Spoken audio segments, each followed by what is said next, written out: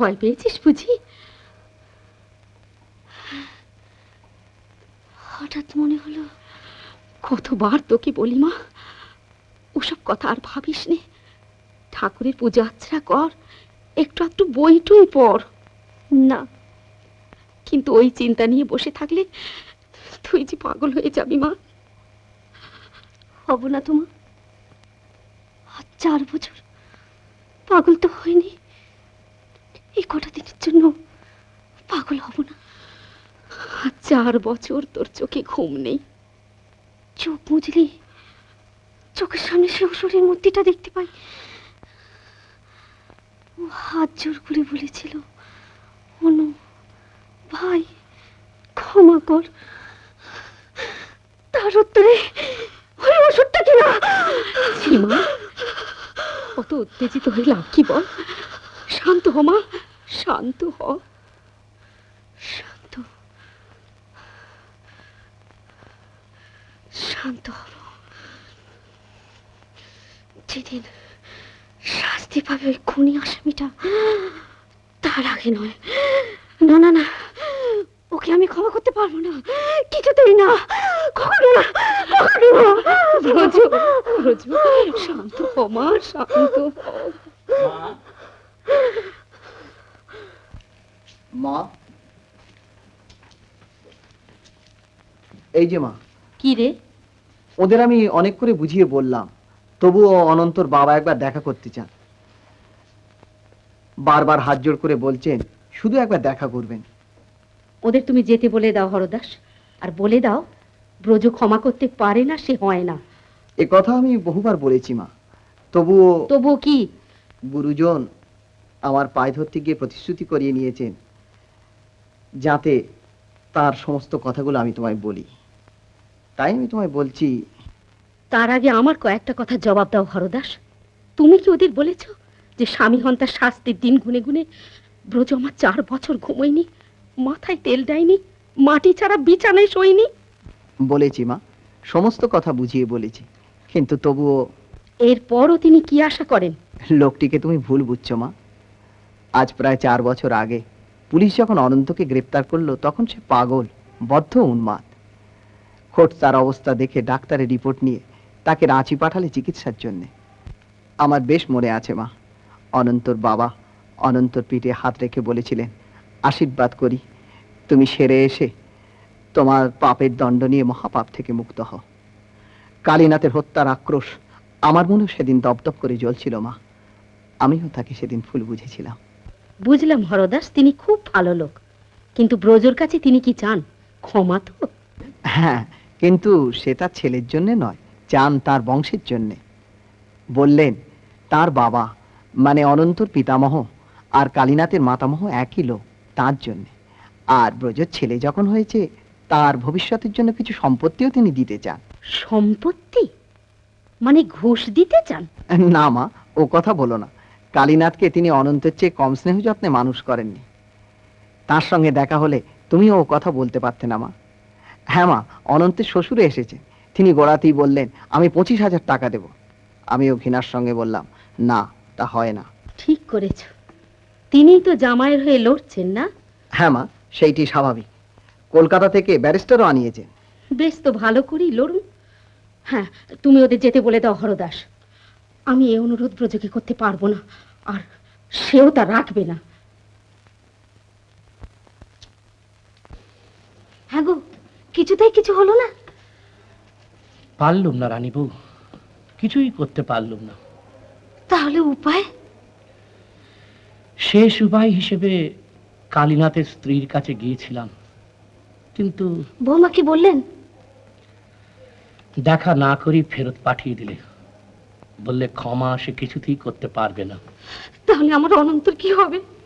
কি হবে অনন্তর? কোনো উপায় নেই রানী বউ, কোনো উপায় নেই, কোনো উপায় নেই। কালীনাথের বউ কারোর সঙ্গে দেখাও করেনি, ফিরিয়ে দিয়েছে, জানিয়ে দিয়েছে এ অপরাধের নাকি ক্ষমা নেই। সত্যিই নেই? তুই নিজে একবার যাবি?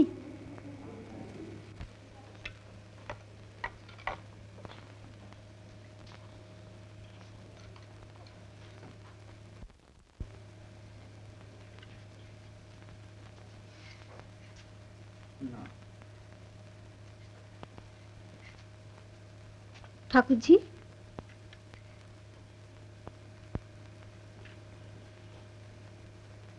অমন করে ঘাড় নাড়ছিলে কেন?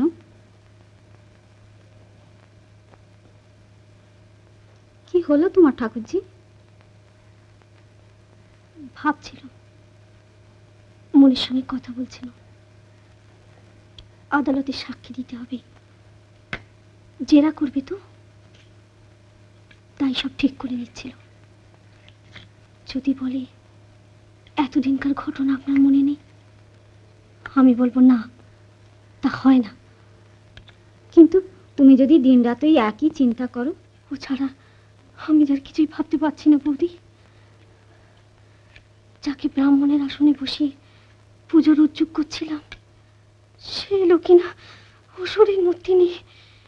ও বললে, অনু ভাই ক্ষমা কর, তার উত্তরে কিনা ওই অসুরটা, না না না না না, আমি ক্ষমা করতে পারবো না, আমি ক্ষমা করতে পারবো না, পারবো না, পারবো না।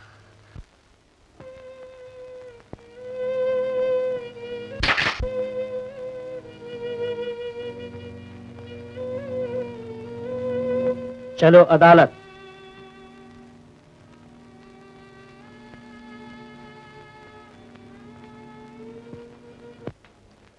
Your Honor and the gentlemen of the jury, ন্যায় ও ধর্মের নামে এই নিষ্ঠুর ও নৃশংস হত্যাকাণ্ডের বিচার প্রার্থনা করে এই মামলা আজ পুনরায় ধর্মাধিকরণে উপস্থাপিত করছি। কালীনাথ ঘোষাল যে অভিযুক্ত আসামি অনন্ত মুখার্জির বন্দুকের গুলিতে নিহত হয়েছে, তার একাধিক প্রমাণ পাওয়া গেছে এবং তার অধিকাংশই আপনাদের এখানে উপস্থাপিত করা হয়েছে। আসামি অনন্ত মুখার্জির অতি প্রিয় বন্দুক ছিল উইনচেস্টার রিপিটার। এই বন্দুক দিয়ে পর পর সে 2টি গুলি করেছিল। চেম্বারে মাত্র 2টি ক্যাটরিজই ছিল।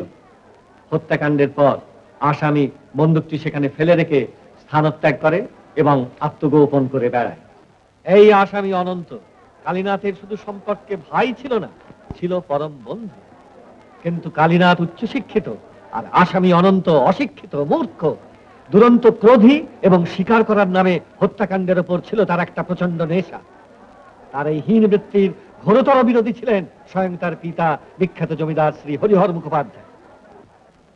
এমনকি আসামি অনন্তের এই অমানুষোচিত মনোবৃত্তির হেতু তার স্ত্রীর সঙ্গে বিবাহের পর থেকেই একদিনের জন্য তার বনিবনা তো হয়নি, বরং স্বামী স্ত্রীর মধ্যে ছিল একটা প্রচন্ড বিরোধ।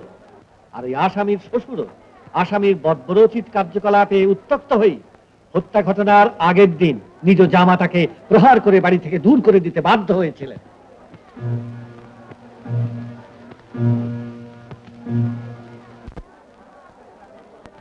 Tomorrow.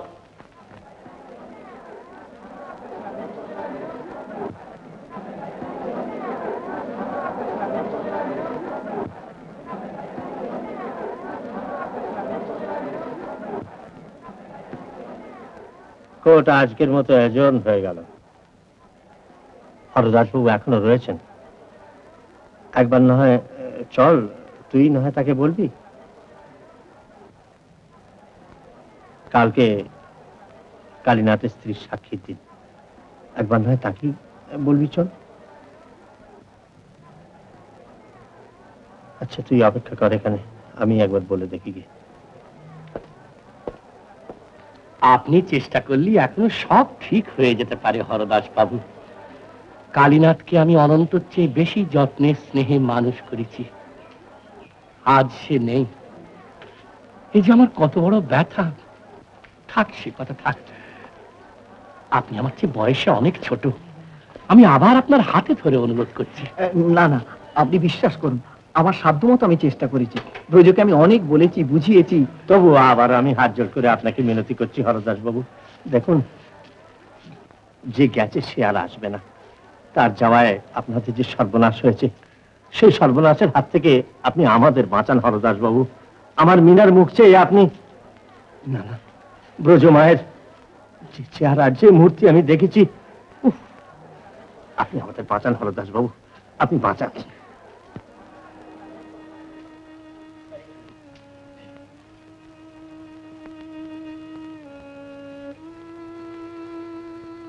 আজ 4 বছর তোর চোখে জল শুকলো না ব্রজ। এমনি করে কেঁদে কেঁদে কি শেষ পর্যন্ত অন্ধ হয়ে যাবি মা? না মা, কাঁদবো কেন? হ্যাঁ মা, একটু শক্ত হ। এই বাচ্চাটার মুখ চেয়ে একটু শক্ত যদি না হোস।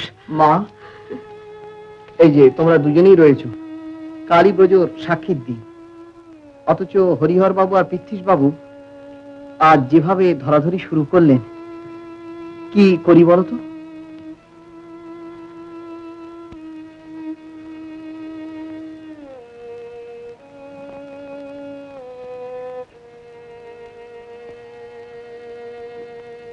না না, ক্ষমা আমি করবো না। ক্ষমা করতে আমি পারি না। তুমি আমায় ক্ষমা করো। না না, এ আমি পারবো না। আমি পারবো না, কিছুতেই পারবো না।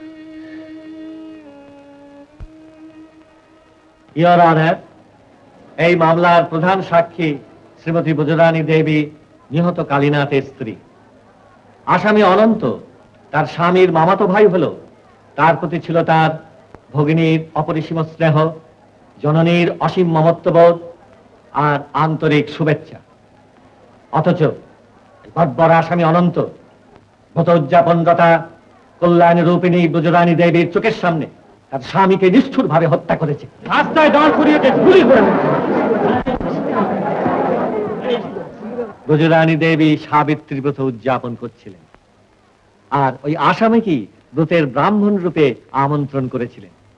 ইতিপূর্বেও ব্রতের ব্রাহ্মণ রূপে আসামিকে আমন্ত্রণ করে তাকে প্রণাম করে তার কাছে আশীর্বাদ চেয়েছিলেন, যেন হাতের নোয়া শীতের সিঁদুর বজায় রেখে স্বামীর কোলে মাথা রেখে যেতে পারেন। অথচ অমানুষ এই আসামি যেভাবে কালীনাথকে হত্যা করেছে, আর তারই চোখের সামনে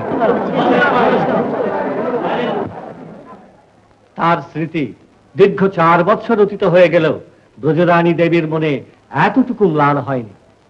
এই নৃশংস হত্যাকাণ্ডের পর আসামি গ্রেপ্তার হয়ে প্রায় 4 বছর কাল উন্মাদাগারে থেকে এখন সুস্থ।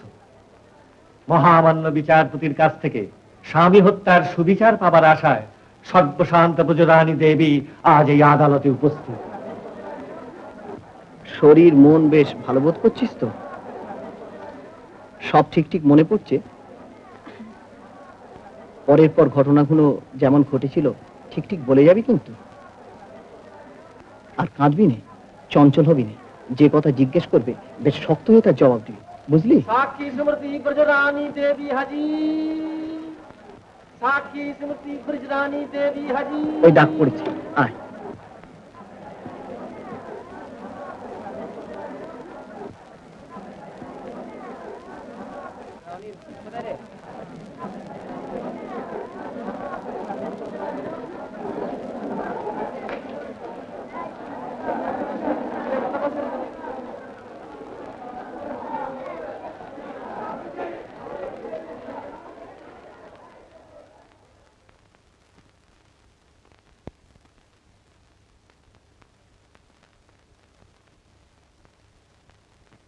সাক্ষী শ্রীমতী ব্রজরানী দেবী, শপথ নিন। বলুন, যাহা বলিব সত্য বলিব, মিথ্যা বলিব না, কোনো কথা গোপন করিব না।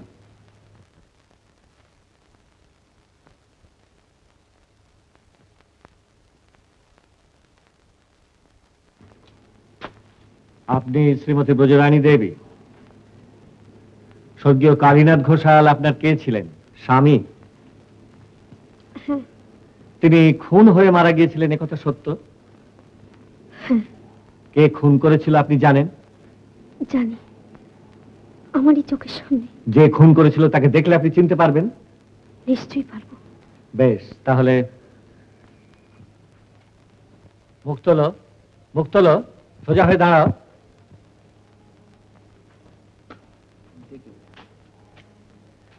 কাঠগড়ায় যে আসামি দাঁড়িয়ে রয়েছে তার দিকে একবার চেয়ে দেখুন তো, দেখুন।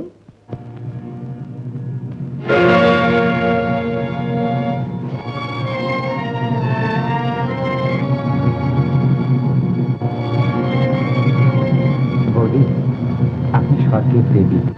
কাশিতে দুর্গা বাড়ি হয়ে মেনকা বাড়ি গিয়ে বলতে হয়, মা, তোমার রাজরাজেশ্বরী মেয়ে দেখলাম।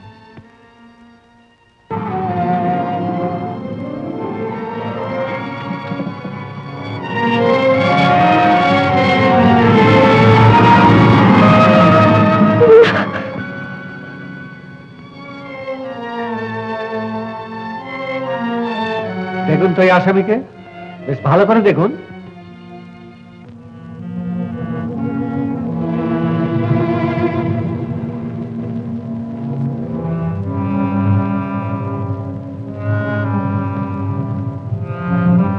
আপনার কালীনাথ গৌরীনাথ হয়ে উঠুন। আপনি তো কালী নন, সাক্ষাৎ গৌরী।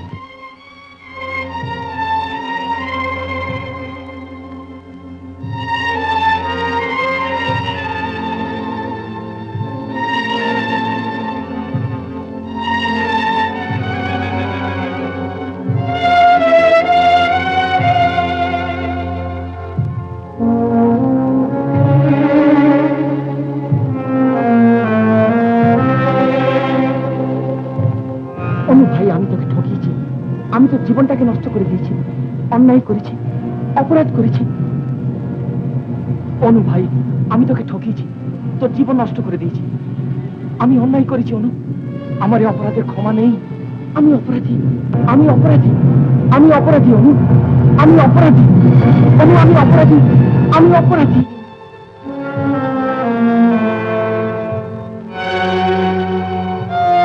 ওর চেহারার অনেক পরিবর্তন হয়েছে, তবুও নিশ্চয়ই আপনি ওকে চিনতে পারবেন। ওই অনন্তই কি আপনার স্বামীকে খুন করেছে? বলুন, উত্তর দিন।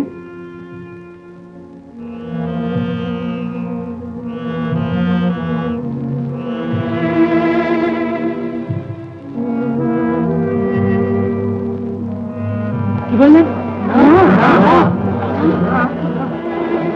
বিচলিত না হয়ে আপনি স্পষ্ট করে বলুন, ওই আসামি কি আপনার স্বামীর হত্যাকারী?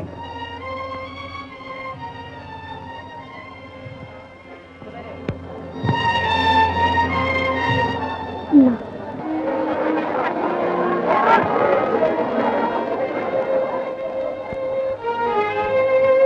আপনি বেশ ভালো করে ভেবে বলুন কি বলছেন।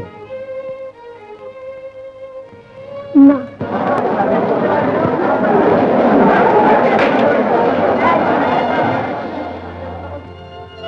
ব্রজরানী দেবী, এ আপনি কি বলছেন? আপনার স্বামী কালীনাথ ঘোষালকে, তারই মামাতো ভাই আসামি ওই অনন্ত মুখার্জি আপনারই উপস্থিতিতে এই উইনচেস্টার রিপিটার দিয়ে দুবার গুলি করে মারিনি?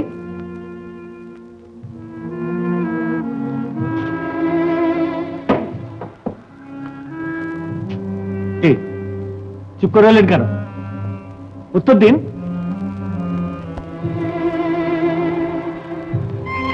তাহলে কি আপনি বলতে চান এই অনন্ত মুখার্জি কালীনাথের হত্যাকারী আসামি নয়? না, এ তুই কি বলছিস প্রজু?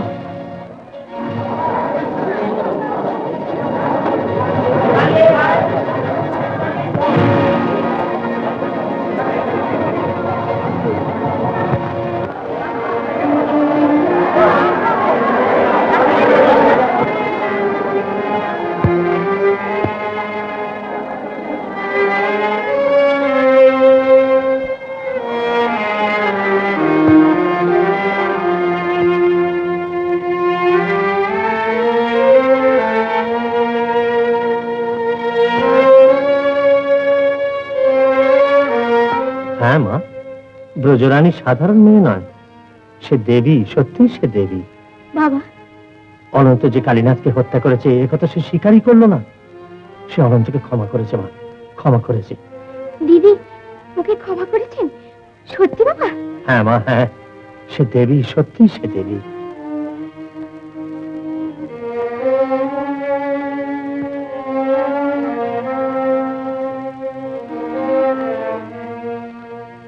I accept the verdict of the jurors and find the accused not guilty.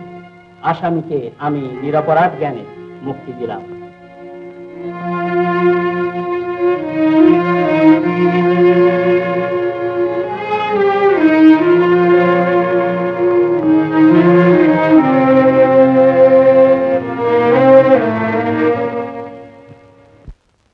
তুমি বলেছিলে তোমার অনুর জীবন তুমি নষ্ট করে দিয়েছো, তাই তোমার হয়ে আমি আজ তাকে বাঁচিয়ে দিয়ে এসেছি, ক্ষমা করে এসেছি, ক্ষমা করে এসেছি।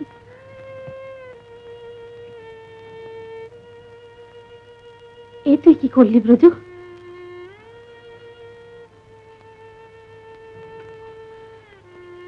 শেষকালে কিনা তুই?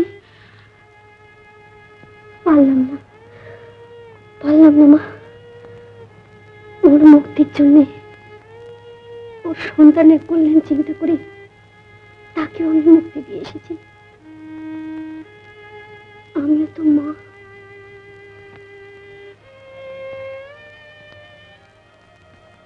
আমিও তো মা, আমিও তো মা।